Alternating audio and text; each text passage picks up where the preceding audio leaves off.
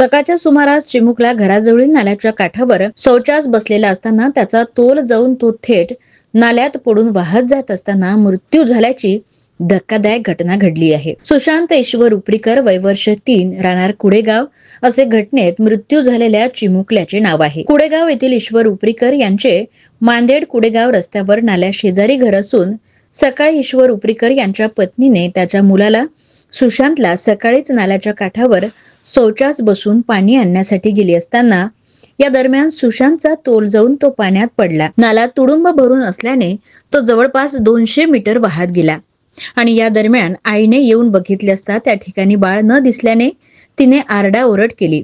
आवाज ऐकून परिसरातील नागरिकांनी धाव घेतली आणि शोध मोहीम सुरू केली। गावातील तरुणांनी त्या नाल्यात शोध मोहिमेला सुरुवात केली।